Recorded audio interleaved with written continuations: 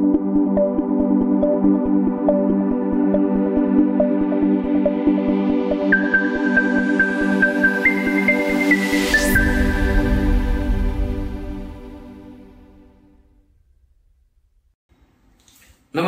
आपण आता शिकतोय क्वाड्रॅटिक इक्वेशन मध्ये determine the root of the quadratic equation. इथे आपल्याला एक क्वाड्रॅटिक इक्वेशन दिलेलं आहे आणि त्याचे रूट दिलेले आहे. मग याच्यातला कोणता रूट आहे की नाही हे डिटरमाइन करायचं. कसं करायचं जर बघा, फर्स्ट आपण काय करूया, m इक्वल टू 2 हे घेऊया. म्हणजे या क्वाड्रॅटिक इक्वेशन मध्ये m equal to 2 value put up करायची.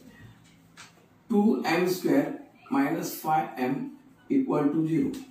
m इक्वल टू काय 2 म्हणजे 2 m ची व्हॅल्यू 2 पुट अप करूया, स्क्वेअर मायनस 5 m ची व्हॅल्यू 2 इक्वल टू 0. 2 चा square 4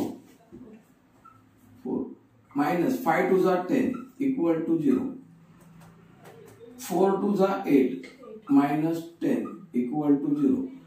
plus minus minus minus 2 equal to 0.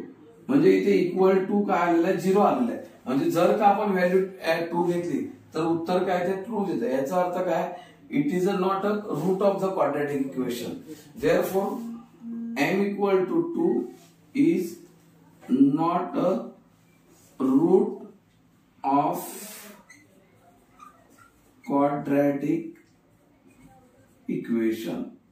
आता हे झालं एक, बरोबर. सेकंडरी व्हॅल्यू काय दिलेलं आहे, m इक्वल टू 5/2. आता ही व्हॅल्यू रूट आहे काय फाइंड आउट करायचे. Again right 2m square minus 5m equal to 0. This is a quadratic equation.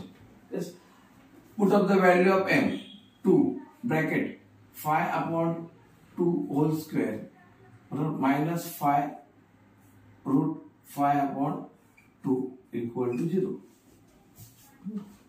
Then 2 bracket चा स्क्वेअर केला 25/4 मायनस मल्टिप्लिकेशन 5 5 जा 25/2 इक्वल टू 0. देन 2 ने 2 ला डिवाइड केलं, 2 1 जा 2 2 2 जा 4 इथे राहिले 25/2 minus 25/2 equal to 0. Same fraction आहे, प्लस आहे मायनस आहे, then 0 equal to 0. It means m equal to 5/2 is a root of quadratic equation. बरोबर, अशा पद्धतीने तुम्हाला हे करायचं आहे. सेम सम अशातला एक आहे पुस्तकात, ते तुम्ही सोडवायचं. हे मी तुम्हाला सोडवून दिलेलं आहे.